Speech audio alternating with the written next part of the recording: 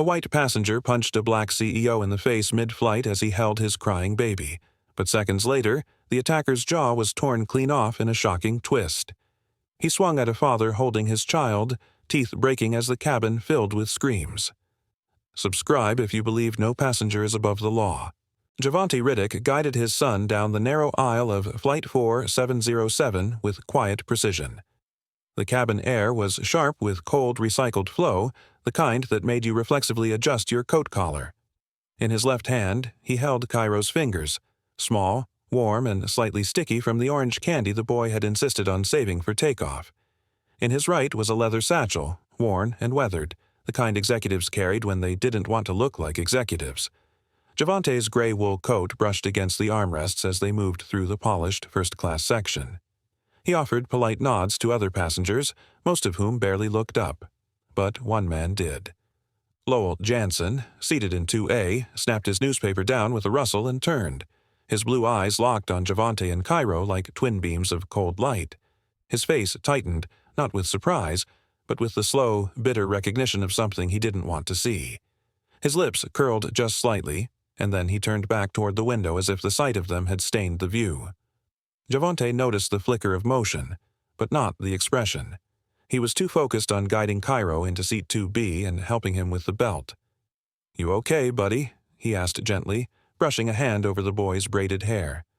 Cairo nodded, clutching his picture book, The Plains of Tomorrow, tight against his chest. "I'm okay," he whispered, eyes wide with the kind of solemnity only children carried on long flights. Across the aisle, Lowell muttered something under his breath. Javante caught only a few words. Typical and parade, but the tone was unmistakable. Javante's spine stiffened, but he didn't look over. Not now, not here. His jaw tensed, and he exhaled slowly through his nose. This was supposed to be a peaceful trip. A father and son flying to Grand Ridge to see the art museum his wife had loved so dearly. It had taken him nearly a year to build the strength to make this trip. And now, this. "Window seat secured," Javante said with a small smile, reaching across Cairo to tuck the blanket around his legs. Lowell turned his head slightly and clicked his tongue. "Sure is cozy in here," he said aloud, not quite looking at anyone. Javante finally glanced toward him. His eyes met Lowell's for a fraction of a second, long enough to register what simmered behind them. Resentment. Not the casual kind. The deep, practiced kind. The kind that never really slept. Lowell looked away first. Javante sat down and adjusted his coat. The gentle hum of the plane's engines starting up masked his heartbeat, which had quickened slightly despite his calm appearance. He reached into the seat pocket and pulled out a safety card, handing it to Cairo. "We'll be flying above the clouds soon," he said, voice soft but steady. "Will it be bumpy?" Cairo asked. "Maybe a little." "But you've got me," Javante said, giving his son a warm glance. Lowell shifted, leaned back in his seat, and folded his arms. What Javante didn't know was that Lowell had been following the news. Just 2 days ago, headlines blazed with the announcement, Chironic Systems secures $1.2 billion defense AI contract with Central Research Alliance.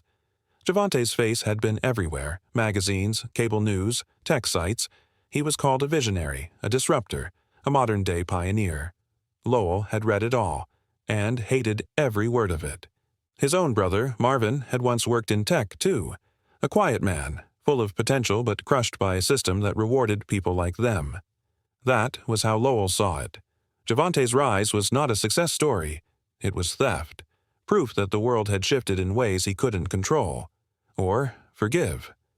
Javante didn't see the way Lowell stared at him now. He was focused on unzipping a side pocket to pull out Cairo's toy glider. The boy's face lit up as Javante handed it to him. "You can fly this in the hotel," he said. "I wish Mommy could come with us," Cairo said suddenly, his voice barely above a whisper. Javante paused, heart heavy. He nodded once. "She'd be proud we're going." A brief silence followed, then the soft ding of the captain's voice overhead.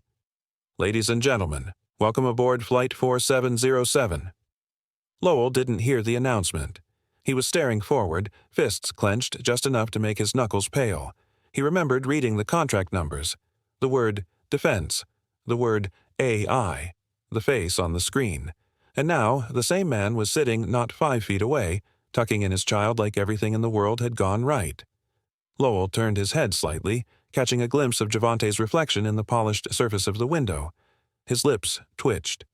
"He gets everything, doesn't he?" he muttered again, louder this time. Javante heard it. He looked forward now, shoulders straight. No response, no retaliation, just stillness. Cairo turned to him. "Is that man okay, Daddy?" Javante blinked slowly. "He's just having a hard day."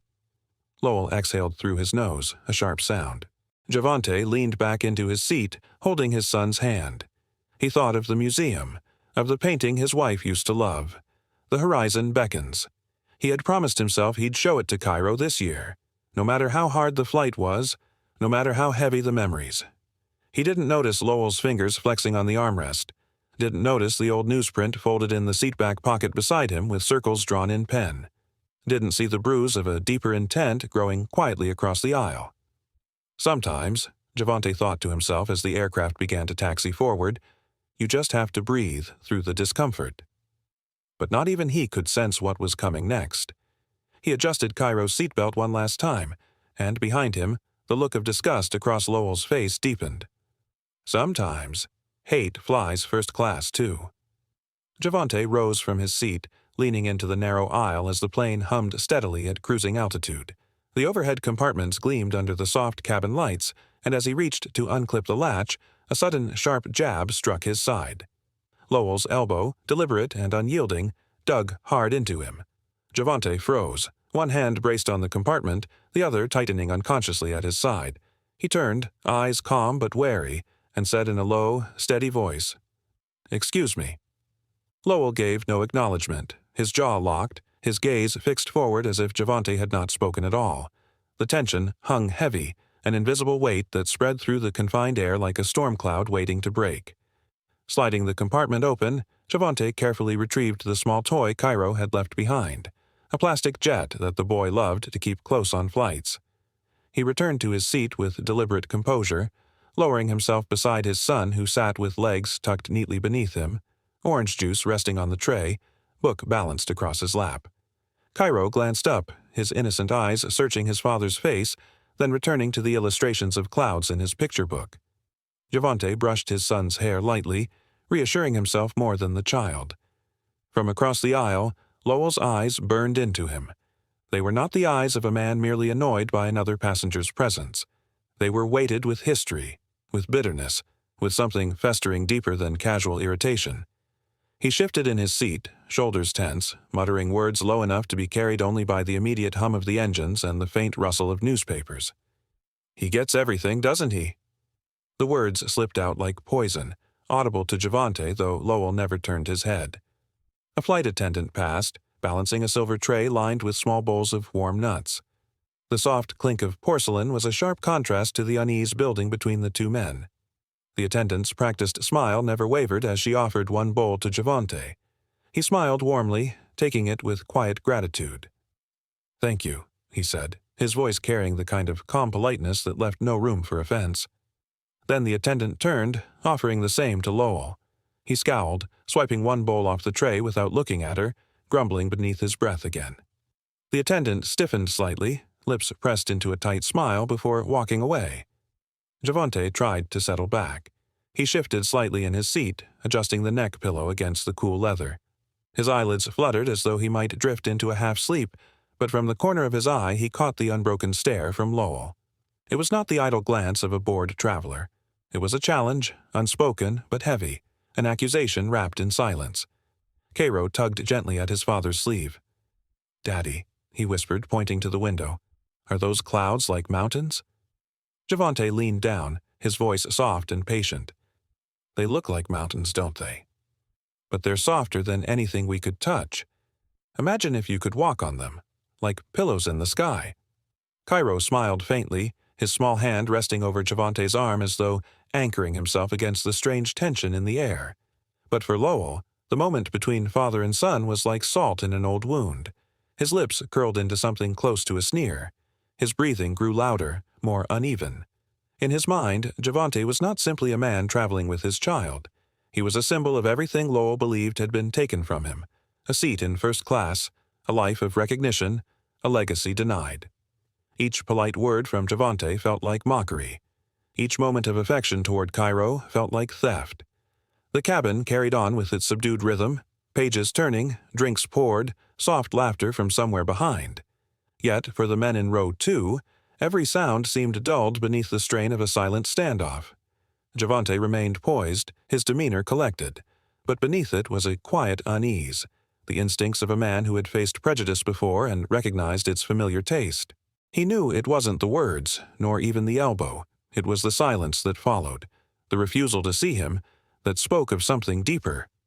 Lowell shifted again, turning slightly toward him this time, his eyes narrowed to slits. His lips moved, the words just sharp enough to cut through the hum of the engines. "You don't belong here." It was said not as an observation but as a sentence, final and bitter. Javante inhaled slowly, letting the words hang. He chose not to respond, not yet. His hand remained on Cairo's shoulder, steadying the boy who had begun tracing the outline of a cloud in his book with a finger.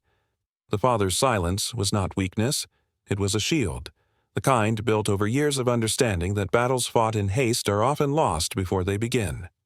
Around them, a few passengers noticed the growing frost in the air.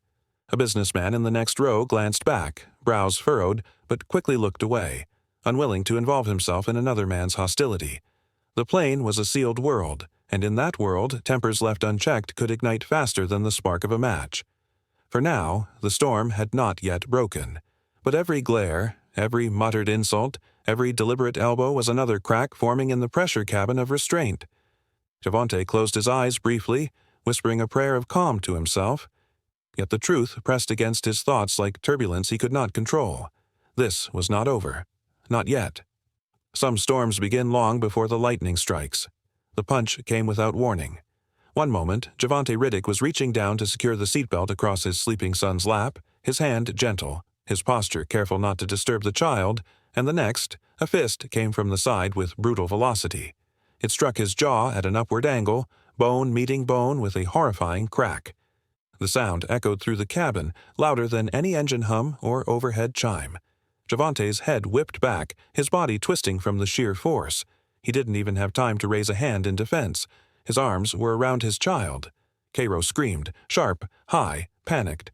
His small fingers clawed at his father's coat, eyes wide in terror as blood spattered across his face and the tray table in front of them.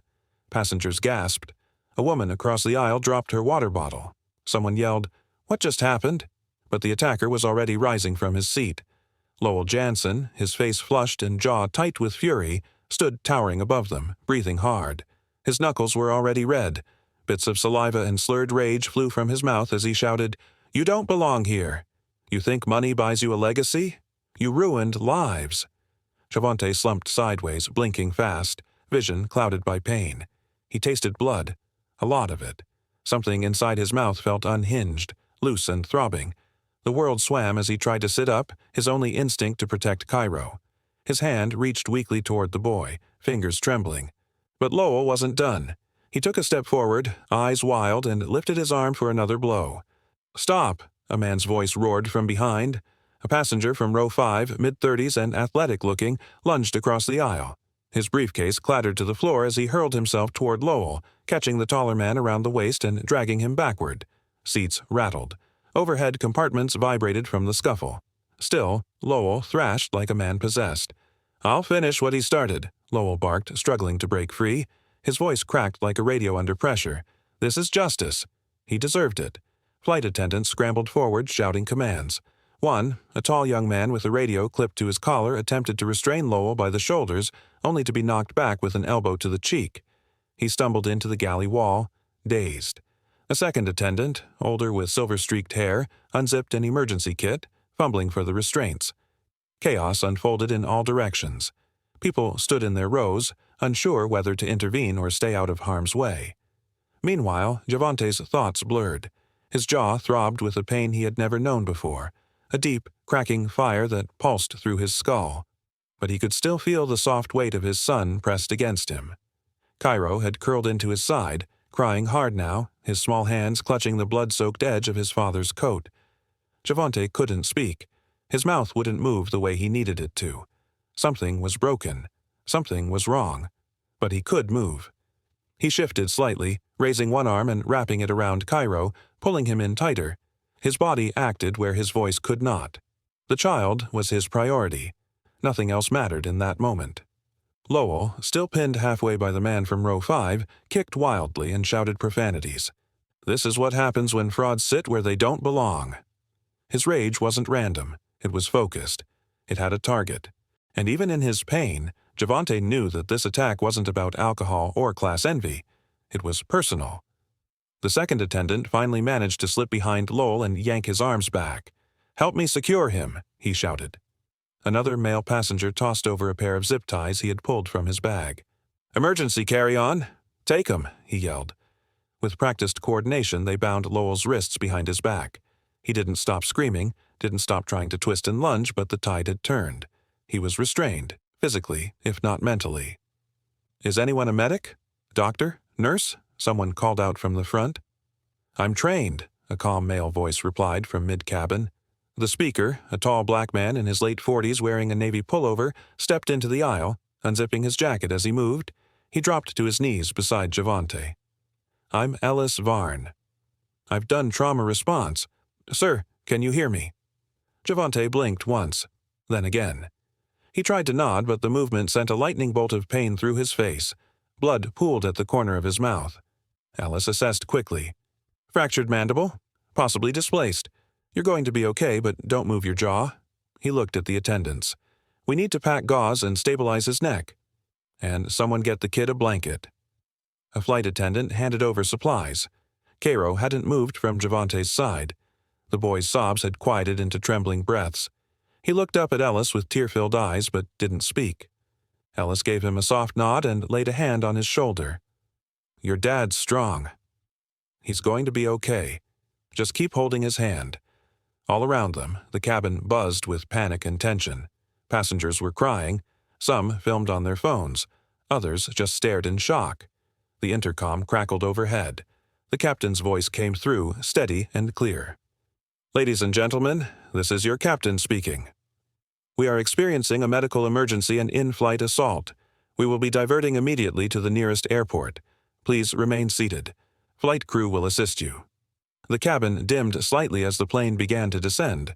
The roar of the engines shifted pitch. Javante lay still, his eyes unfocused but his grip on Cairo unyielding. Ellis pressed more gauze to the wound, whispering steady instructions.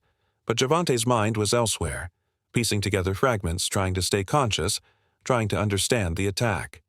He had seen the hatred in Lowell's eyes. He had heard the words. But there was something more, something hidden beneath the rage. Cairo curled closer into his father's side, still trembling, still clutching his picture book now streaked with red. In that moment, the cabin became a battlefield. Time slowed. The sound of the blow still echoed in the cabin, a dull thud followed by the sickening crack of bone. Passengers gasped, some cried out, while others sat frozen in disbelief. Cairo clutched his father's shirt with both fists, his small body shaking as tears streamed down his face. "Dad!" he sobbed, his voice breaking in fear. Javante stumbled back into his seat, blood spilling from his mouth in a thick rush, staining his coat and dripping onto his son's hands. His jaw hung unnaturally, the bone shifted grotesquely beneath torn flesh. He tried to form words, but only a gurgle escaped. His mind screamed to protect Cairo, yet his body betrayed him, heavy and failing. Lowell's face twisted with rage, veins pulsing in his neck as he raised his fists again. His voice tore through the chaos, loud and unhinged. "Getting rid of liars and thieves!" he roared, spit flying from his mouth, his eyes bloodshot and wild. He lunged forward, his movements clumsy but fueled by hatred. A younger man in business class, tall and broad-shouldered, surged from his seat without hesitation. He tackled Lowell into the aisle, the two men crashing into the narrow space with a heavy thud. Seats rattled. A drink cart jolted, cans rolling down the floor as a woman screamed. But even pinned, Lowell managed to hurl another punch, his knuckles grazing Javante's temple before the younger man tightened his grip and forced him back. The cabin erupted in chaos. Flight attendants, their voices raised with urgency, rushed toward the struggle. One shouted, "We need restraints." Another tried to pull the younger man back, but Lowell thrashed with a crazed strength, his body jerking violently. His elbow shot backward, catching a male attendant square in the face. The attendant stumbled, clutching his nose, blood dripping between his fingers. Lowell's snarls filled the air, guttural and animal-like. "You can't stop me." "You think you're safe?" His words were slurred, each one a fragment of his broken fury. Passengers shifted nervously in their seats, some fumbling with phones to record, others rising halfway before sitting again, paralyzed by fear. Then, from row 5, a passenger in a dark jacket stood with steady hands. He dug into his bag and pulled out a set of heavy-duty zip ties. His voice was firm, cutting through the panic. "Here, use these." He passed them forward, his eyes fixed on Lowell with a mixture of anger and resolve. 2 attendants grabbed the ties, one straddling Lowell's thrashing legs while the younger man who had tackled him held his arms. With a sharp pull, the ties cinched around Lowell's wrists, locking his arms behind his back. He cursed, straining against them, his body jerking so hard that the ties cut into his skin, leaving red marks. Javante, half-conscious, swayed in his seat. Blood pooled at the corner of his mouth, dripping onto his lap, soaking the sleeve of the gray wool coat he had chosen with care that morning. His vision blurred, but his instincts remained clear. He shifted his body, shielding Cairo with what strength he had left. His arm wrapped protectively around his son, though each movement sent shocks of pain through his fractured jaw. His thoughts were fogged with agony, but one truth rang clear. Protect Cairo. That was all that mattered. Lowell's muffled voice broke the moment. His breathing came heavy, ragged, his words slurred from drink and fury. "This isn't over," he muttered, his head pressed hard against the aisle carpet. "You'll see. You'll all see." His tone was venomous, but his body trembled with exhaustion. The hatred in his voice made the air heavy, the silence after his words even heavier. One of the flight attendants, pale but determined, grabbed the intercom phone. His voice was sharp, controlled despite the panic beneath it. "Captain, we have a violent passenger restrained. Medical emergency at seat 2A, assault with heavy injuries. Request immediate descent." The reply came crackling back, the captain's calm but urgent tone cutting across the cabin. "Copy. Beginning emergency descent. Secure the cabin." Then came the call that broke through the chaos. "Is there a doctor on board?" The shout echoed, heads turned, eyes darting. For a moment, no one moved. Then, from row 3, a man stood quickly, his expression steady despite the panic around him. "I'm a trauma nurse," he said firmly, his voice clear and sure. His name was Ellis Varn. He pushed past the attendants, dropping to his knees beside Javante. His hands moved quickly, professional but gentle, pressing gauze to the wound, assessing the angle of the jaw with grim precision. "Don't move," he instructed, his voice low but urgent. "Stay still, sir." Try not to speak, Javante's eyes fluttered, his body trembling with shock, but he nodded faintly, blinking hard to stay awake. His gaze drifted down to Cairo, who clung to his arm, refusing to let go. The boy's small hands were soaked in blood, his face streaked with tears. "Daddy, don't go," Cairo whispered, his voice barely audible. His chest heaved with each broken breath, but his grip never loosened. Ellis glanced at the boy, then back to Javante, his jaw tightening. He spoke quickly to the attendants. "We need oxygen. He's losing blood fast. Keep pressure here." His hands pressed firmly against the wound, steady despite the rush of turbulence as the plane began its descent. The cabin tilted slightly, making the scene feel even more unstable, as if the whole world was spinning with them. Passengers whispered prayers, some wept quietly. The restrained attacker groaned and spat curses into the carpet, ignored now by most, his earlier fury fading into incoherent mumbling. The real focus was on the man slumped in seat 2A, the father whose strength was being tested against blood loss and broken bone. Javante's head sagged slightly, his vision dimming, but through the blur of pain, he felt Cairo's hand pressed against his. He squeezed weakly, a father's instinct refusing to let go. His thoughts echoed with one promise, that he would not leave his son unprotected. The nurse's voice sounded far away, the plane's descent a distant roar. Yet in that moment, as the chaos settled into a strained silence, it was clear to everyone watching that this was no ordinary fight. It was something that would ripple far beyond the cabin. The punch was just the beginning. What followed changed everything. The cabin had fallen into a stunned silence, pierced only by the whimpers of a 7-year-old boy and the distant roar of the engines. Blood pooled in Javante Riddick's lap, warm and thick, soaking through his wool coat and darkening the edges of his white shirt. His breath came in uneven bursts, each one laced with pain. The left side of his face throbbed with every heartbeat, his jaw jutting at an unnatural angle. Still, he cradled Cairo, whose tiny frame was pressed tightly into his side, the boy's small hands trembling as they gripped his father's arm. "Don't move your jaw," came a firm but calm voice beside him. "You need to stay as still as possible." Ellis Varn, a passenger seated 2 rows behind, had sprinted forward the moment the chaos erupted. Now, kneeling in the aisle beside Javante, he moved with quiet precision, unwrapping gauze from a trauma kit tucked beneath his seat. His hands worked quickly, layering sterile cloth along the side of Javante's face while his eyes darted between the fracture, the blood loss, and the boy. He didn't waste time asking what had happened. He could see enough. The jagged curve of bone beneath skin, the split lip, the pain etched in the father's eyes. "We're going to get you through this," Ellis murmured, his voice low enough for only Javante to hear. "Just keep your boy close." "I've got you behind them." The restrained man, Lowell Jansen, snarled and kicked against the seat frame where 3 passengers and a crew member held him down.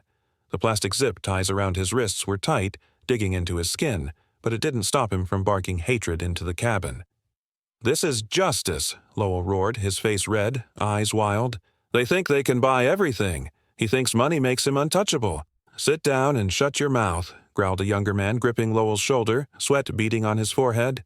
A few rows forward, passengers began recording again, holding their phones just low enough not to attract attention but high enough to capture every word, every tremor of the plane, every ounce of terror in Cairo's eyes. Cairo hadn't spoken since the punch. He hadn't cried either, not really. The scream had been instant, high-pitched and piercing, but since then he'd gone quiet. Too quiet. His lips pressed together now in a straight line, his eyes locked on his father's face, scanning it like he was memorizing every detail, every drop of blood, every twitch of pain. The flight attendants had tried to move Lowell further to the back, but he'd thrashed violently, his rage still boiling beneath the surface. One male crew member, his nose now bleeding from an elbow jab, stood guard beside him, breathing heavily. The other crew members rushed to aid Javante and secure the area. Franklin Morley, a retired federal judge seated in the emergency exit row, slowly rose to his feet.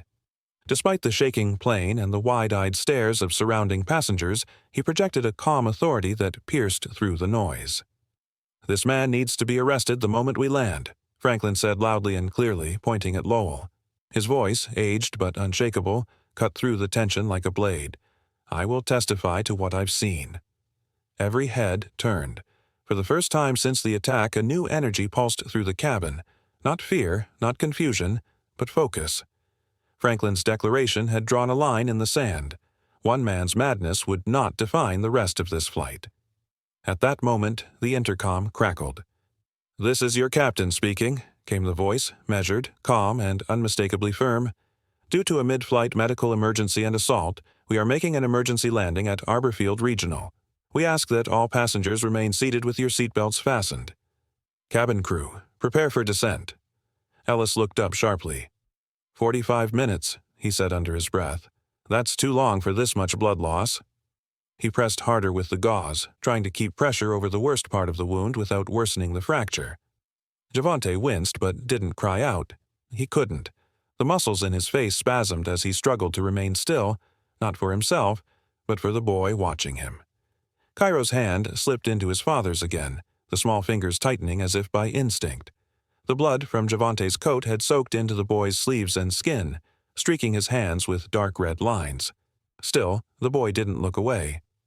"Son," Ellis said gently, leaning toward Cairo, "you're being very brave.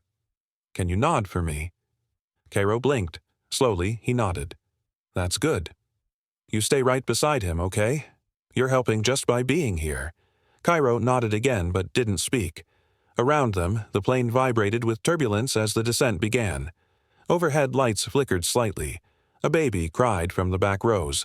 Somewhere mid-cabin, someone prayed softly under their breath. The air felt too thin, the tension too thick. Ellis pulled a fresh roll of gauze from his bag. "This might sting," he warned, and gently wrapped a tighter layer around Javante's chin, anchoring it to the side of his skull to immobilize the jaw. Javante's eyes flared with pain, but he gave a slight thumbs up. His gaze drifted back down to Cairo, silent, still, and staring. Outside the cabin windows, clouds began to part, revealing distant forested hills and scattered lights. Arborfield wasn't a major airport, but it was close enough for a diversion. Close enough for survival. Back near the galley, Lowell had gone quiet. Not from remorse, but fatigue. His head lolled against the side of the seat, but his lips still twitched, whispering something only he could hear. Ellis checked Javante's pulse. Still strong, but slowing. He placed 2 fingers on the man's temple, then leaned closer. "Stay with me," he said softly. "I know it hurts. But your son needs you awake." Javante's eyes fluttered. His breathing had become shallow. "Focus on him," Ellis urged. "Look at him." Look at Cairo. Javante blinked again, this time slower. His eyes found Cairo's. The boy leaned forward, resting his forehead gently against his father's shoulder. A tear slipped down Javante's cheek, whether from pain or love, no one could say. The descent continued. Ellis glanced out the window, then at the overhead clock. Still 28 minutes to go. "You just hold on," he whispered. "You're almost there." And still, through every second of agony, through the fog of blood and silence, through the screaming minutes dragging toward earth, Javante never let go of his son's hand. Even in pain, a father holds on for his son. The cabin still pulsed with chaos as the plane began its rapid descent. The seatbelt sign flashed overhead in urgent red, accompanied by a mechanical ding that seemed almost drowned out by the tension vibrating through the pressurized air. Flight attendants moved with sharp, practiced urgency, communicating in clipped phrases over their radios. Blood still smeared the carpet near first class, a vivid reminder of the violence that had erupted just minutes before. Lowell Jansen sat slouched between rows, arms zip-tied behind his back, head bleeding slightly from where he'd hit the cabin wall during the scuffle.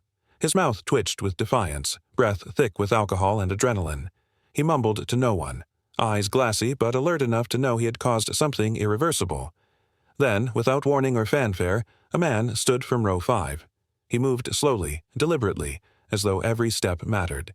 He wore a charcoal-gray sport coat, wrinkled from travel, and dark prescription glasses that reflected the overhead lights in a cold sheen. He had a quiet authority, one that made the nearest flight attendant instinctively step aside. "Name's Rylan Griggs," the man said, voice gravelly but calm, his tone laced with something that sounded like finality. He opened his coat and displayed a federal clearance badge, simple, black, with an embedded seal and barcode. "I'm an air marshal, currently off duty but sworn in. I'm taking responsibility for the detainee." The lead flight attendant, eyes wide, nodded quickly. We're securing him in place near the galley," he stammered, "but he's still volatile." "I can handle volatile," Rylan replied, his voice as flat as the tray table beside him. He moved toward Lowell, crouched down slowly until their faces were inches apart, then leaned in close. Lowell sneered. "What, here to give me a lecture too?" Rylan said nothing at first. Then, in a whisper that only the two of them could hear, he said, "The moment this door opens, you're done talking." Lowell grinned through cracked lips. "You got no idea what this is about, do you?" Rylan didn't flinch. He reached into his pocket, pulled out a clean handkerchief, and wiped a smear of blood from Lowell's chin with surgical precision. Then he leaned back again and whispered, "You just hit the CEO of Cyrenix. Do you even know what that means?" Lowell's grin faded. His eyes flickered for the first time, not with remorse, but with recognition. Rylan stood up and stepped back, arms crossed, silently watching as the man before him began to realize the magnitude of what he'd done. A soft shuffle behind them interrupted the stillness. From coach class, a skinny boy, no older than 12, edged his way forward, careful not to bump into the passengers still murmuring in fear and confusion. He wore a loose hoodie and had nervous energy in his step, but his face held a kind of quiet resolve.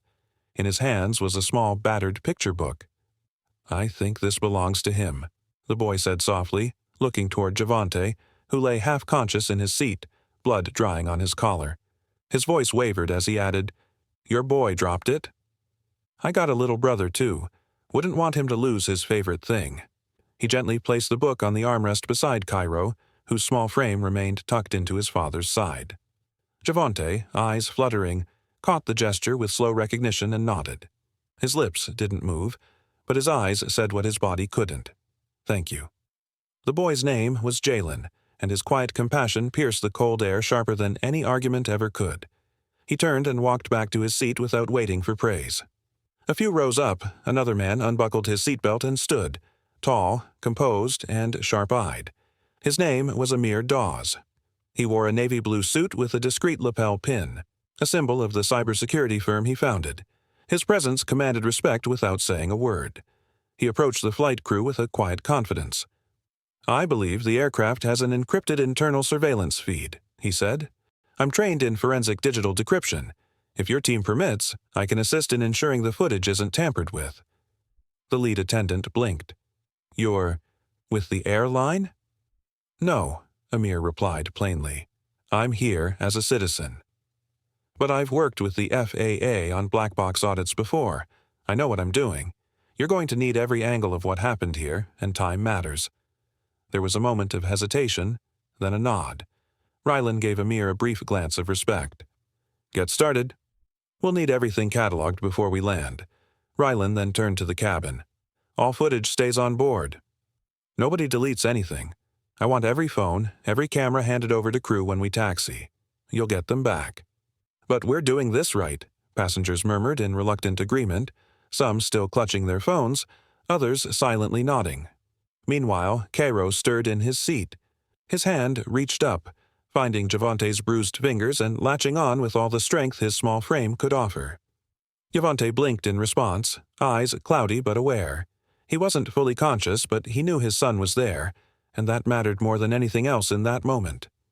The cabin dimmed as the plane descended through heavy clouds, the roar of landing gear echoing like distant thunder. The air inside grew tense again, not from panic now, but from anticipation, the kind that signaled the end of one battle and the start of another. Below them, emergency lights dotted the runway like distant stars. Police cars, ambulances, black SUVs, they were all waiting. Rylan adjusted his sleeves, gaze fixed forward. Amir tapped at a tablet, watching encrypted thumbnails line the screen. Jalen hugged his knees, peeking over the seat in front of him toward the boy he had quietly helped. And Cairo? He simply held on. Outside, the ground rose to meet them. Inside, a storm settled into silence. Sometimes, justice begins before wheels touch the ground. The wheels slammed against the tarmac with a thunderous jolt. Oxygen masks rattled in their compartments. Overhead, bins shifted. Flight 4707 screeched down the runway at Arborfield Regional Airport, its emergency landing already drawing sirens in the distance. Inside the cabin, the atmosphere was fractured, raw, stunned, shaken. Paramedics were already sprinting up the mobile stairs before the engines powered down. The main door was flung open. Cold air rushed in, brushing past passengers' shocked faces. The lead EMT, a man named Carter Wynn, pointed sharply toward the front. "Where's the injured?" he barked. A flight attendant, pale and trembling, gestured frantically. "First class, forward aisle, jaw trauma, head trauma." Child-involved Javante Riddick lay half-conscious across seat 1A, blood soaking into the collar of his gray coat. His right hand, still slick with red, clung stubbornly to his son's sleeve. 7-year-old Cairo knelt on the seat beside him, tears streaming silently down his face, his tiny body frozen in place. As the medics moved in, Javante's eyes fluttered open, then locked onto Cairo. "Kai," he murmured, barely audible. His voice cracked under the pressure of the shattered jaw. It was all he could manage. "Sir, we need to move you now," Carter said, assessing the visible trauma quickly. "Stay still." "We've got you." As they carefully transferred Javante onto the stretcher, his fingers resisted letting go of his son until the very last second. Cairo reached after him instinctively, crying out just once, a soft, hoarse sound of confusion. Another medic gently lifted the child and wrapped him in a thermal blanket, whispering, "You're safe, buddy." "We've got your dad." From the rear of the cabin came the sound of more shouting.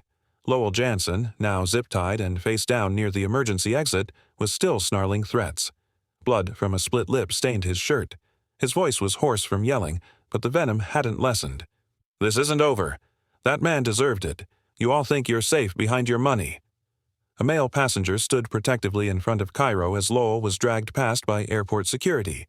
The boy buried his face into the medic's chest. Lowell thrashed once, nearly tripping the officer escorting him. Another security agent tightened the zip ties with a quick jerk. "Keep moving," he snapped. "You'll get your say in court."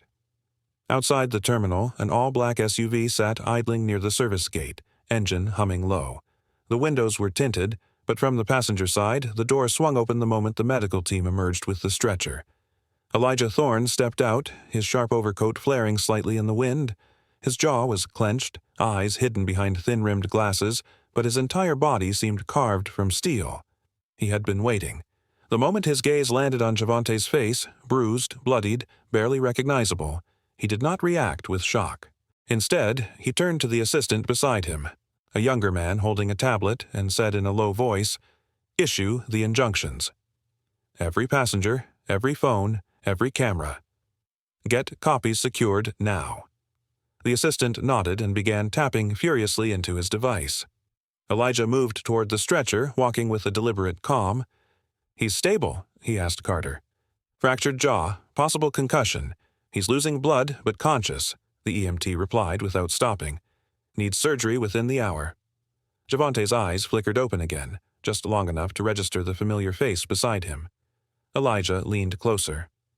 "I've got it handled," Elijah said quietly, his voice low and unshakable. "You just rest." "I'll deal with him." Javante gave the faintest nod before drifting back into unconsciousness. As the ambulance roared away, Elijah pulled out his phone and made a single call. A gruff male voice answered on the second ring. "This is Halden. I need you to flag a man named Lowell Jansen.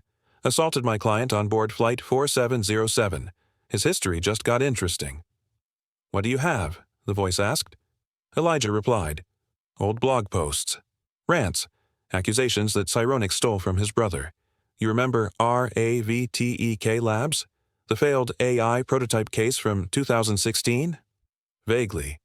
Well, Marvin Jansen, Lowell's brother, worked there. Lost his job after Chironix won the bid. Died by suicide 2 years later. This man's been watching Chironix ever since." Obsessively, there was a pause. Then, "You think this was revenge?" "I think it was premeditated and personal. He boarded that plane with purpose. Understood." "I'll escalate it." Elijah ended the call and stared at the terminal doors. Flashing lights painted the windows red and blue. Airport security scrambled, trying to manage crowds that had formed in nearby gates. Inside, passengers were giving statements. Others just sat, still stunned, clutching phones, watching their own shaky footage play back over and over. The attack had been recorded from 4 angles. Elijah's assistant returned with a report. Manifest pulled. Jansen booked this same route twice before in the last month. Canceled both times. He boarded today. Javante's name was on the manifest early this morning. He saw it. Elijah processed this, the pieces falling together like glass aligning into a pane. He stared through the glass toward the emergency wing, then whispered more to himself than anyone else. This wasn't random. It was planned. Then, straightening his collar, he moved forward, pushing open the doors to the hospital corridor where red signs flashed, "Trauma Unit, Restricted Access." With every step, his purpose sharpened. He wasn't just going to respond to this assault. He was going to dismantle every shadow it came from. Some attacks don't end with the punch, they start there. He thought humiliating a black CEO mid-flight would go unanswered, but justice doesn't stay silent. If you believe dignity must always be defended, hit subscribe. Justice starts here. Javante's eyes opened to a blur of pale lights and sterile silence. A dull, deep ache throbbed through his face like a war drum. He couldn't move his jaw, couldn't speak. He blinked hard, pain dancing across his temples with every movement. He tried to sit up, but the straps across his shoulder and ribs told him to stay down. The world slowly came into focus. Beside him, slumped in a cushioned hospital chair with his legs curled under him and a blanket wrapped around his shoulders, was Cairo. The boy's face was drawn with exhaustion, but peaceful in sleep, his cheek pressed against the stuffed elephant they'd bought at the airport kiosk before boarding. Javante's throat tightened. He wanted to speak his son's name, to reassure him, to prove he was still here, but only a rasp emerged, broken and shallow. Before he could try again, the door opened. Elijah Thorne stepped inside quietly, his expression sharp but controlled. He was dressed in a dark wool coat, the collar slightly damp from a light rain outside. In his hands, he held a thin tablet and a leather-bound notepad. His voice, when he spoke, was low and calm, but carried the weight of urgency. "You're stable," he said softly, walking closer to the bed. "Doctors say there's a double mandibular fracture. Metal plate required. You'll be out of commission for a while, but you're alive." Javante didn't move, but his eyes locked on Elijah's. The message was clear. "Show me." Elijah pulled a chair close, lowering himself beside the bed. He set the tablet on the bedside tray and tapped the screen. A video began to play. It was silent at first. Then the image jolted into motion, a chaotic recording from a passenger's phone. Javante watched as his own figure leaned forward to adjust Cairo's seatbelt. The punch, sudden, violent, snapped his head sideways. Cairo's scream tore through the audio like glass. Blood sprayed. Another angle showed Lowell lunging again, eyes wide with fury. Another showed passengers rushing forward. Another captured the restraint. And another, the clearest of all, showed Cairo clutching his father's coat, his tiny fingers stained red. Javante didn't flinch. He watched it all in silence. His fingers trembled slightly at his sides, but he didn't look away. Elijah paused the footage. "The internet's on fire," he said. 5 different passenger recordings. Multiple news outlets picked it up overnight. Politicians, CEOs, even your competitors. Everyone's condemning it." Javante blinked once, slowly, then twice, but Elijah's voice dropped as he leaned in, swiping backward on the video timeline. "There's one thing I need you to hear. Something we caught, barely, right before the hit." He pressed play again. This time he turned up the volume. The image stayed still, but the audio crackled through. Lowell's voice, slurred, low, dripping with venom. "This is for my brother. You ruined him." Javante's hand twitched. Elijah paused the video again. "You heard it, right?" Javante slowly nodded, just once. "I did some digging while you were in surgery," Elijah continued, opening his notepad. "There's a Marvin Jansen, mid-level engineer at RAVTEK Labs. Your team outbid them in 2016 for the Fortis Aegis project, Autonomous Perimeter AI. Marvin accused Cyronics of stealing his prototype model." The court threw out the complaint. Javante's fingers tapped against the sheet. Elijah handed him a pen and a small writing pad. Javante scribbled. "Did he testify?" "No," Elijah said. "He submitted a statement." Then the company folded. 2 years later, he took his life. Quiet case. Never reached national news. Javante wrote again. "Did he have access to our final source code?" "No," Elijah answered. "Your legal team made sure of that. But his brother, apparently, never let it go." Javante's eyes darkened. He wrote with slower, firmer strokes now. This wasn't about race alone. It was revenge. Elijah nodded, tapping the edge of the tablet. "There's more." He booked this same flight number twice before, both times canceled within an hour of departure.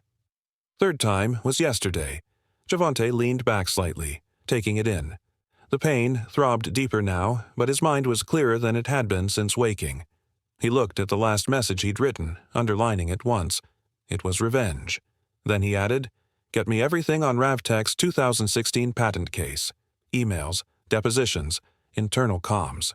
"I'm already on it," Elijah said. "I've got people pulling old server logs. There's chatter Lowell may have tried breaching our servers 3 years ago. Unsuccessful, but flagged. If that's confirmed," Javante scribbled again. "Then it's premeditated." Elijah exhaled, rubbing his temple. "This changes the case completely." Outside, faint footsteps echoed down the hall. A nurse passed by the door, unaware of the storm unraveling inside. Javante looked at Cairo again, still asleep, still curled into the chair, unaware that his father's shattered jaw was only one layer of the impact. He would need more than time to heal. Javante tapped the final sentence into his notepad and pushed it toward Elijah. The punch wasn't just hate, it was revenge, disguised as rage. The moment Elijah stepped into the quiet recovery room, he could feel the weight of silence. It wasn't just Javante's inability to speak, wired jaw, bruised face, gauze tucked along his swollen cheek, but the silence of something deeper. Cairo sat curled in the chair next to the bed, his knees tucked under his chin, clutching a hospital-issued blanket. The boy hadn't said a word since the assault. Not one. Elijah's gaze lingered on the IV lines trailing down Javante's arm, the faint beeping of machines, the soft hum of filtered air. He had been in war rooms, boardrooms, and courtrooms, but this hospital room carried a different kind of pressure, a moral gravity. He stepped back out into the hallway and tapped his earpiece. "Nolan, what do you have?" A voice crackled to life on the other end. "We finished the RAVTEK pull. It's worse than we thought." "Go on," Elijah said, walking slowly toward the stairwell window, watching the overcast clouds press down on the city. In 2016, Ravtech submitted their prototype AI defense model 6 hours after Chironix's bid was filed. The bids were supposed to be sealed. Somehow, Marvin Jansen believed his algorithm had been seen, claimed they copied him, but we didn't, Elijah said quietly, mostly to himself. Correct. The court ruled the process was clean, no leaks. But Marvin spiraled. He gave 3 interviews to niche tech blogs. One of them included veiled threats. Then he was let go. 2 years later, suicide. It never made national press. Elijah pressed his fingers against the glass. And the brother? That's where it turns.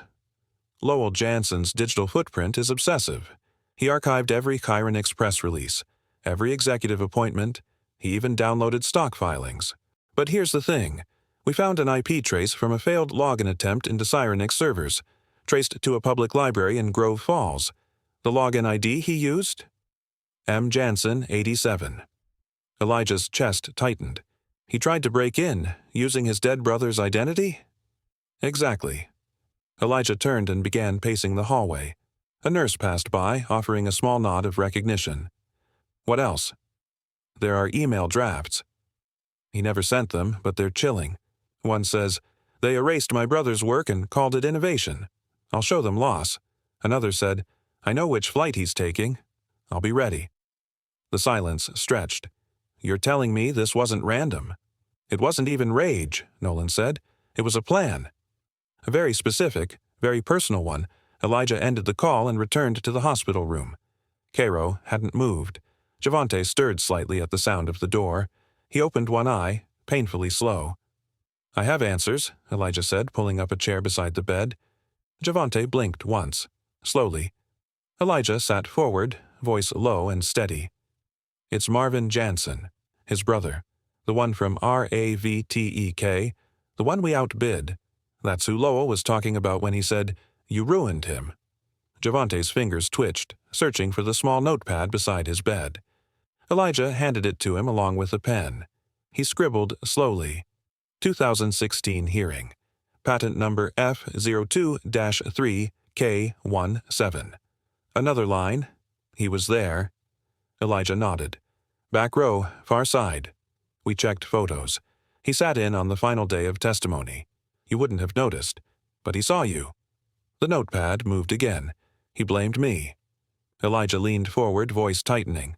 He blamed you for his brother's death, for his failure, for everything he lost, and he waited until he could find you trapped, seatbelted, holding your son.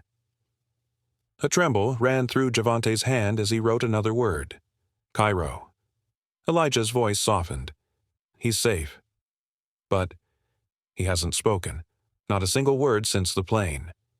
As if summoned by the mention, Cairo stirred. Slowly, he reached for something on the bedside table, a drawing pad one of the nurses had left for him earlier. He flipped to the first page. A simple sketch in pencil. 2 hands, one large, one small, clutching tightly together. Javante stared at it. His jaw ached, but something else ached deeper. Elijah stood. "I've already forwarded everything to the federal prosecutors. Digital trails, email drafts, timeline of the 2016 hearing. It's all in motion now." He turned to the door but paused before exiting. This wasn't some drunken outburst. It was premeditated. Emotional, yes, but deliberate. And now, it's documented. He looked back once more, voice low. "We'll win this." "But Javante." He nodded toward the boy. "What he drew, he's still holding on." Because of you, Javante blinked slowly, gaze fixed on the small hand sketched in pencil, reaching for his. And as the room fell quiet again, a single truth settled into the air between them. The wound broke more than bone. It broke silence. The courtroom lights were dim but steady, casting a quiet glow across the rows of silent observers. The footage had just played again, slowed down frame by frame, showing the violent moment Lowell's fist shattered Javante's jaw mid-flight. A murmur swept through the crowd as the prosecution paused the video and let the image linger. Cairo's scream frozen in a frame, Javante's body folding from the impact, blood arching in the air like a cruel punctuation mark. It was more than violence, it was intent. Javante sat rigid in his seat, wired jaw still healing, his fingers gently tracing Cairo's back as the boy leaned against him, head tucked beneath his father's arm. The silence in the room was thick, punctuated only by the clack of the judge's gavel calling for order. Elijah, seated behind them, whispered something into a notepad and passed it forward. Javante scanned the page, nodded slightly, and handed it back. His voice had not yet returned, but his presence carried weight, unshaken, unbent. Then the prosecutor stood. "There's more," he said, lifting a sheet of paper. "We've uncovered flight records, evidence showing that Mr. Lowell Jansen had booked this very same flight 3 times in the past 6 months. Each time he canceled within hours of departure, but this time he boarded. Why?" He turned toward the jury. "Because he saw Javante Riddick's name on the passenger manifest." Gasps rippled through the audience. The prosecutor continued, pacing slowly. "We have testimony from Horizon Vista Airlines staff stating that Mr. Jansen approached the service desk before boarding and asked, very specifically, whether a man named Riddick would be flying first class. The agent assumed it was a family friend. He now realizes that assumption was deadly wrong." From his seat, Lowell stared ahead, unmoved, but a twitch in his jaw betrayed something. A tightening, a flicker of guilt or pride. No one could tell. Elijah leaned forward slightly, his hand resting on his knee. He had anticipated this, but the level of premeditation still landed like a blow to the chest. He took a steady breath and looked at the reporters scribbling furiously in the gallery. The moment was no longer about the punch, it was about the pattern. Outside the courthouse, the world was already responding. Overnight, public outrage had turned into public action. Business leaders, senators, even tech CEOs who once competed with Javante issued joint statements. "This is not just an assault," one open letter read. "This is the consequence of unchecked hate-meeting deliberate opportunity." Meanwhile, Javante, confined to silence, found a new voice. Using his digital tablet, he began sharing short statements online. The first one read, "I bled. I broke, but I'm not finished." It went viral in minutes. He posted another the next morning, beneath a photo of him holding Cairo's hand in the hospital. "He hit me. But my son still has my hand." No commentary, no hashtags, just truth. In the courtroom, Lowell's attorney took the floor. A tall, thin man with a tight collar and a cautious tone, he tried to humanize his client. "Mr. Jansen was grieving," he said. "His brother, Marvin, took his own life after years of professional disappointment. Mr. Jansen believed, falsely and under the influence of alcohol, that Mr. Riddick's company was responsible. That does not excuse what happened, but it explains the context." The defense leaned heavily on trauma, claiming diminished responsibility. But the evidence kept unraveling that argument. Elijah, working closely with investigators, had uncovered a forum thread Lowell frequented, one filled with bitter rants, conspiracy theories about AI firms, and references to Javante by name. The thread had one disturbing message dated 3 weeks before the flight. "He'll be on 4707 again soon. I checked. Maybe then I'll make my move." It wasn't grief. It was planning. Elijah had also begun collaborating with a coalition of civil rights attorneys and aviation policy experts to draft a new federal proposal. They called it the Passenger Protection and Prejudice Act. The bill aimed to mandate bias recognition training for flight staff, pre-boarding passenger review protocols for individuals with known threats or histories of hate speech, and emergency in-air conflict response officers on long-haul flights. "It's time," Elijah had said in a private strategy meeting, "to stop acting like these incidents are surprises. We need policy that expects them and prevents them." Back in the courtroom, as the day's proceedings ended, the judge asked for closing administrative matters. Before recessing, he addressed the court solemnly. "This case will not be decided by emotion, but by fact. Let that be clear. But let it also be clear that the facts, in this instance, are damning." The courtroom emptied slowly. Outside, reporters circled like hawks, but Javante didn't stop. He moved carefully through the crowd, hand in Cairo's, nodding politely to those who nodded back. He couldn't speak, but his silence echoed louder than any words. One photographer captured a single image that would later define the trial. Javante and Cairo, side by side, walking into the light outside the courthouse steps. Later that night, in a quiet hotel suite overlooking the city, Javante stared at the window's reflection. Cairo was asleep on the couch. Elijah was typing out notes nearby, prepping for the next day. Javante reached for his device and typed one more sentence. He slid it across the table. Elijah read it, nodded, and whispered, "I'll post it." The screen read, "Even when the voice is gone, the message still speaks." The courtroom fell into a thick silence as the judge called the session to order. Reporters filled the benches behind the railing, cameras flashing quietly before being powered off, per the court's strict media policy. The walls were lined with silent observers, attorneys, advocates, curious citizens, all waiting for the trial of the man who had punched a CEO mid-flight in front of his child.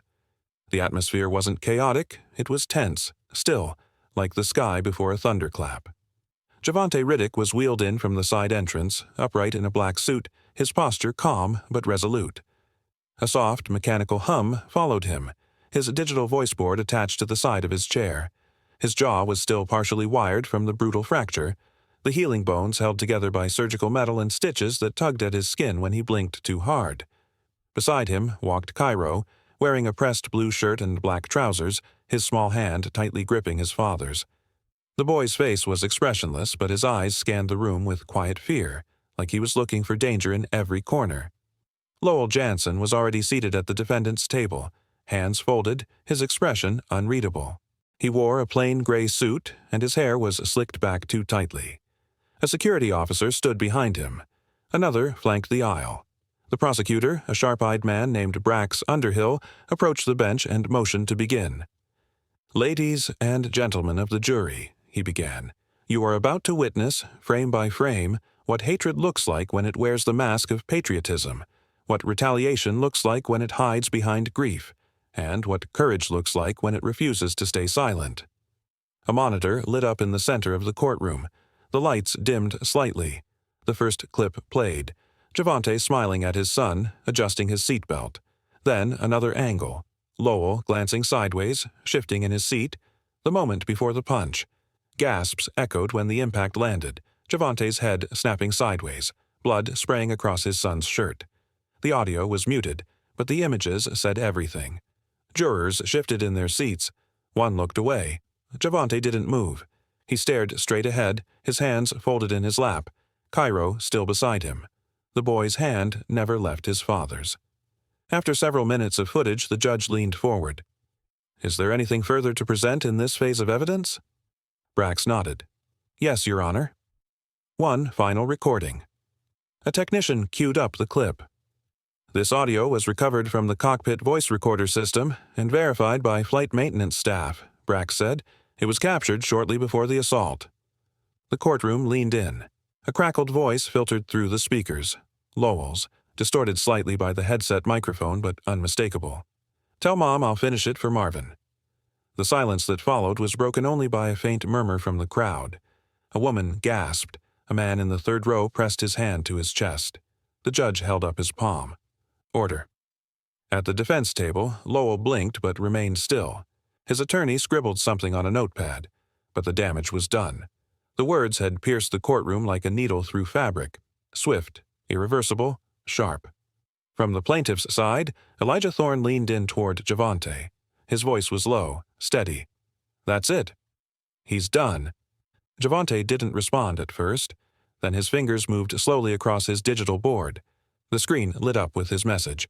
"I don't want revenge. I want reform." The judge read it aloud, then looked at the jury. The lights in the courtroom returned to full brightness. The moment had passed, but its weight remained in the room like thick smoke, and somewhere beneath the stillness the idea began to rise, not of vengeance, but of change. When justice becomes larger than the wound, the healing begins. The courtroom was still. No chatter, no shifting in seats, not even the clicking of pens. The jury foreman stood, holding the folded sheet of paper in both hands as though it weighed far more than it should. "We, the jury, find the defendant, Lowell Jansen, guilty on all counts." A collective exhale swept through the room, but Javante didn't move. He sat upright, hands folded gently in his lap, jaw still partially wired, his posture dignified even in silence. Beside him, Cairo squeezed his father's hand, eyes wide. Elijah Thorne leaned slightly forward from the second row behind them, nodding once, almost to himself, before whispering to no one in particular, "That's the first brick." The judge's voice cut through the silence. "Lowell Jansen, you are hereby sentenced to 24 years in federal custody without the possibility of parole. This court recognizes your actions as premeditated, racially motivated, and endangering of a minor." There was no reaction from Lowell. He sat with sunken eyes, shackled at the wrists, his once defiant posture wilted.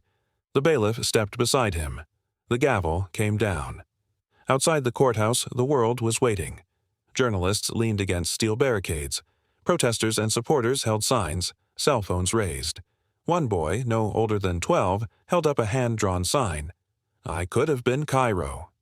The cameras turned, flashbulbs exploded, and Javante stepped forward slowly, Elijah at his side. He didn't speak, couldn't, not yet, but he raised one hand and placed it gently on Cairo's shoulder. The boy stood tall beneath it. That evening, news anchors recited the verdict on every major network, calling it a historic moment in aviation law. But for Javante, the real work had only just begun. Within 2 weeks, Horizon Vista Airlines released a public statement outlining sweeping reforms. Their board approved a mandate that every long-haul flight would now carry onboard behavioral specialists, trained conflict mediators capable of de-escalating tense situations before they ever turned violent. Flight crew across the entire fleet were to undergo bias detection and emergency response training. The initiative was titled Safe Skis Forward, a name chosen in part by a passenger council formed in response to the incident. Elijah and Javante both served as founding advisors. Elijah, meanwhile, was laser-focused on the Passenger Protection and Prejudice Act, drafting language with a coalition of civil rights lawyers and transportation safety experts. They pushed the bill into federal review within 18 days, a record. The act proposed mandatory bias training for all commercial airline personnel, a federal database of repeat in-flight offenders, and a legal requirement for airlines to report mid-flight bias-based incidents. Elijah, always precise, worked late into the night.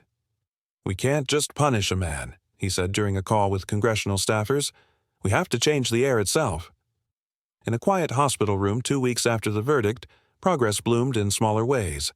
Cairo, seated on a cushioned chair beside his father's bed, opened a worn copy of The Stars We Used to Name, a book his mother once read to him. He cleared his throat, voice shaking, and began to read. "On a hill that overlooks the river." Javante watched him, eyes damp. His own voice still strained, unable to form more than a whisper, but the light in his eyes said what words could not. When Cairo finished the paragraph, he looked up. Javante gently typed into the digital notepad on the tray table beside him. The message blinked across the screen. "Your voice matters more than mine ever did." Later that week, Javante appeared on national television for the first time since the attack. He wore a crisp navy suit, his posture as firm as ever, though the swelling in his jaw was still visible. The studio was dimly lit, with a soft spotlight casting long shadows behind him. The anchor asked, "Mr. Riddick, do you believe justice was done?" Javante paused, reached for the tablet, then looked back up and spoke. Not through the device, not in text, not in silence. His voice was hoarse, broken in places, but real. "A man tried to erase me mid-flight," he said slowly, clearly, "but I landed with more than pain. I landed with purpose. Sometimes the landing matters more than the flight." 6 months later, the plaque was already glinting under the early morning light as the glass doors to Terminal C at Grand Ridge Airport slid open. A hush fell across the crowd gathered there. Reporters, staff, travelers, and security officers in dark blue blazers lined up along the polished floor. A boy in a navy suit stepped forward holding his father's hand. Beside them stood a man in a black coat, tall, calm, and determined. Javante Riddick hadn't walked through an airport since the attack. Today would be the first time, and he wasn't walking through. He was unveiling something that would remain long after any flight landed. The Javante Riddick Resilience Hall revealed itself slowly as the curtain dropped. Behind the plexiglass panels were 3 massive murals. One showed a line of children seated on luggage carts, reading books in different languages. Another featured passengers of every age and color helping one another place their bags overhead, some standing, others seated with oxygen masks, each one captured with a golden hue of compassion. But it was the third that caught the breath of everyone in the room. A bronze sculpture stood at the far end of the corridor, lit by a soft overhead panel that mimicked morning sun. It showed a father mid-step, holding his son close to his side, arm stretched slightly forward, shielding, not in fear, but in protection. The facial expression was quiet, proud, and pained. At the base, engraved in brushed steel, were the words, "The hand that holds peace should never have to shield from hate." Javante didn't speak immediately. His jaw, still recovering, had improved after 2 surgeries. The doctors had said he'd never speak the same, but today his voice carried better than ever. He held the mic gently, cleared his throat once, and said, "This isn't about what was taken from me. It's about what was never taken, my son's belief that his father would never stop standing." Behind him, Elijah stood with folded arms, watching every reaction. He had worked for months behind the scenes to bring this day to life. It wasn't just the memorial or the sculpture. Elijah had partnered with 3 legal institutes to launch the Riddick Fellowship for Transportation Justice, a full-ride law fellowship for minority students focused on aviation and public space rights. The first 10 recipients, young men from across the country, stood just beyond the press barricades, suits stiff, expressions reverent. Reporters shouted questions once the formal ceremony ended. "Mr. Riddick, is this closure for you? Do you believe justice was fully served? What's your next mission?" Javante looked down at Cairo, now quietly adjusting his tie, and then said with precision, "My mission is already moving forward." Then he turned from the cameras. Hours later, away from the flashing bulbs and polite applause, Javante sat in a small conference room deep inside the terminal. The noise had faded. The only sound was Cairo's pencil tapping lightly against the table as he sketched in his notebook. "Elijah," Javante said slowly, voice measured but firm, "I want the fund expanded to cover children who witnessed violence in schools and public parks. Not just airports," Elijah raised an eyebrow. "That'll double the cost." "I'll match it personally," Javante replied. "I already gave half of the settlement. I'll give more." It was never about the money. Elijah smiled faintly, tapping the edge of the table. "You realize, don't you, that your name's going to end up in a lot more places than just that wall out there?" Javante exhaled. "I don't want it on walls. I want it to mean something when a child is told, 'You're safe now.'" As the sun dipped low beyond the runway, casting long amber shadows across the tarmac, the Riddick family quietly exited through the side door. No fanfare, no escort, just a father and his son, walking hand in hand past the travelers who didn't recognize them or pretended not to. That night, Javante stood alone in a university auditorium in Danforth City. He faced a crowd of young male students from engineering, law, and military academies. The hall was packed, every seat filled. He paused before speaking, then said with steady conviction, "He tried to silence me with a fist. But my son heard something louder, resilience. In the cabin of hate, a father's silence became a roar." Seconds later, the tables turned, the same fist that struck shattered under the weight of justice. If you stand for protecting the innocent and demanding accountability, subscribe now. Together, we rise. Disclaimer: the story you just watched is fictional. It explores themes of racism, unprovoked violence, and the trauma inflicted on Black families in spaces meant to be safe. Its purpose is to raise awareness about the consequences of hate-fueled actions, provoke thought about accountability, and inspire empathy and a call for justice.